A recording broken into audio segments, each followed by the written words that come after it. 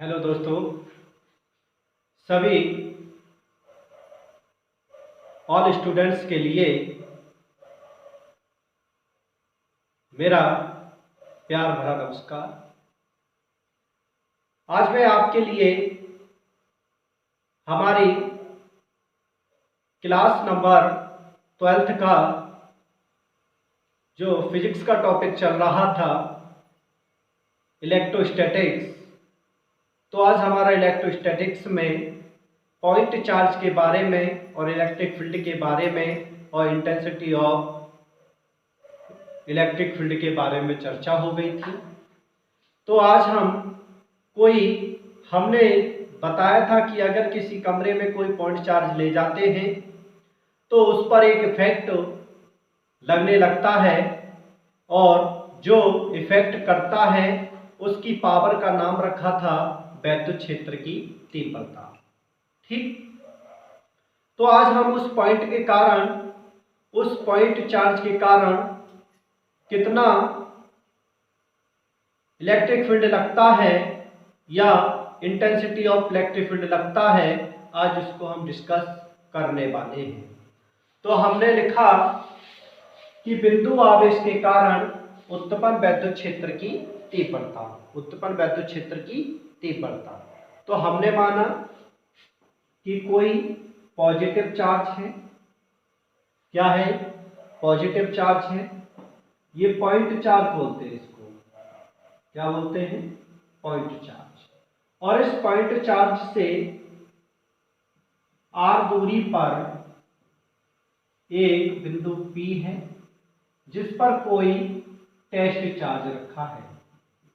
ये क्या है? आपका टेस्ट चार्ज रखा है। जब r दूरी पर कोई टेस्ट चार्ज रखा होता है, अगर हमारा जो पॉइंट चार्ज है अगर वो पॉजिटिव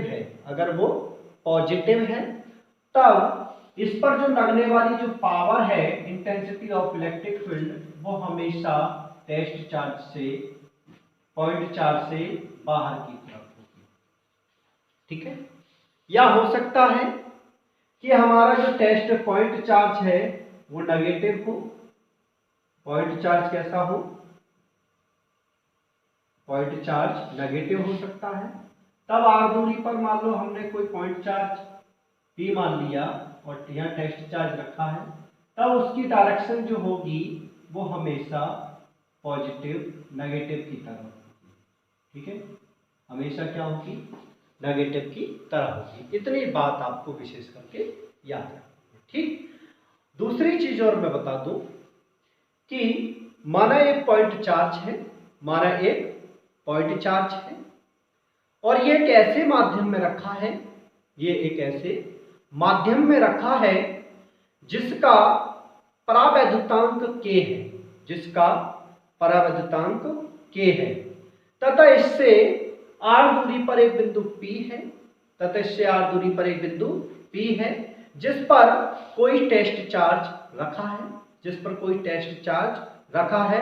और जब टेस्ट चार्ज रखा है तब हम उस पर वैद्युत क्षेत्र की तीव्रता ज्ञात करनी है। फिर आपके लिए समझा दूं, माना एक पॉइंट चार्ज है और ये पॉइंट चार्ज एक ऐसे माध्यम में स्थित है जिसका परावैद्युतांक k है, तथा ये बिंदु P, ये r दूरी पर, इससे जो r दूरी पर एक बिंदु P है, वो बिंदु P भी उसी माध्यम में होगा जिस माध्यम में कोई पॉइंट चार्ज रखा है। तो ये बिंदु P भी उसी माध्यम में है जिसमें पॉइंट चार्ज रखा है और इस बिंदु P पर हमने एक टेस्ट चार्ज लाकर रख दिया है। जब इस टेस्ट चार्ज को लाते हैं तब हम इस पॉइंट P पर वैद्युत क्षेत्र की तीव्रता ज्ञात कर सकते हैं। ठीक है? तो पॉइंट चार्ज के कारण हमें वैद्युत क्षेत्र की तीव्रता ज्ञात करनी है। जब वैद्युत क्षेत्र की तीव्रता हमें यहाँ ज्ञात करनी होती है तो हम जानते हैं कि दो यहाँ पर क्या लग गए, दो चार्ज हो गए, तब हम कह सकते हैं कि कूलाम के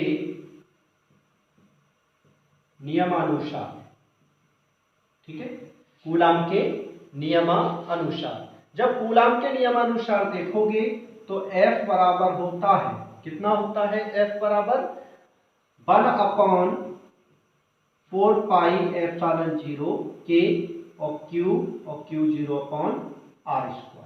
कितना होता है? F बराबर होता है 1/4πε0 Q और Q 0/r²। ठीक है।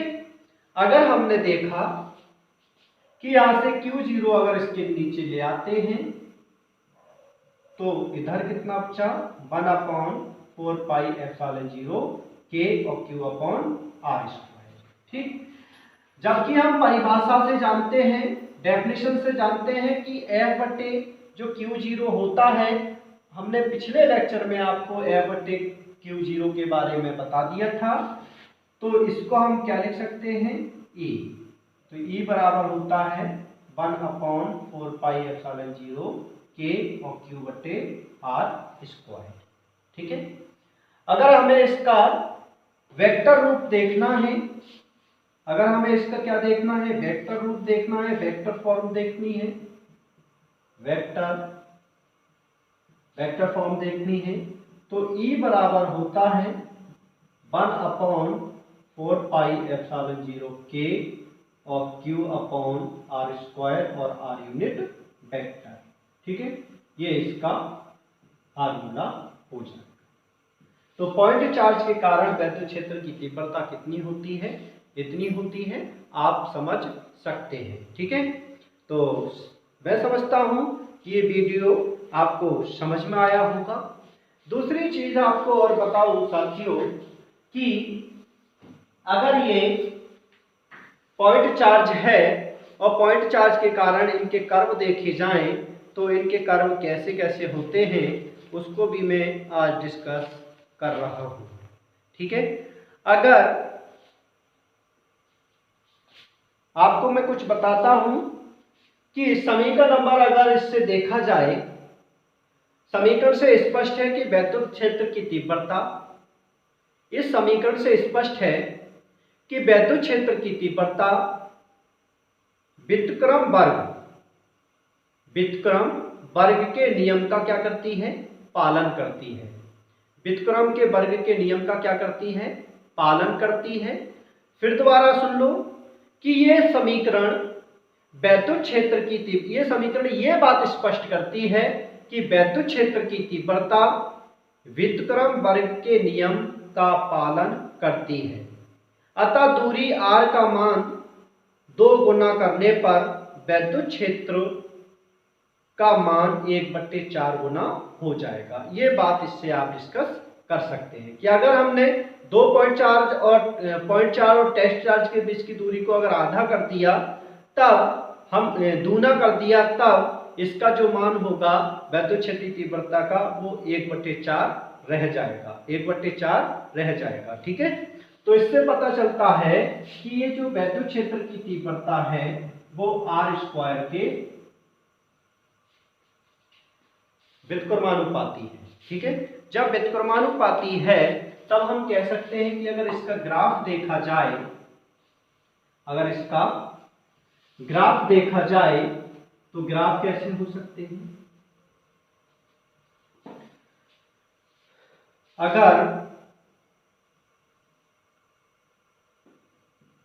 E इधर जा रहा है और r² इधर जा रहा है, ठीक है, तब जो कर्व होगा वो कर्व इस तरह से होगा। वो कर्व कैसा होगा? इस तरह से होगा। अगर वैद्युत क्षेत्र की तीव्रता इधर है, अगर दूरी क्या है? वर्ग है, तब जो कर्व होगा वो बिल्कुल स्ट्रेट लाइन होगा। वो बिल्कुल भी कैसा होगा? स्ट्रेट लाइन होगा। तो आप देख सकते हैं कि इससे आपको क्या जानकारी उपलब्ध हुई। धन्यवाद। आज के लिए इतना ही। कल मुलाकात करते हैं नई ताज़गी।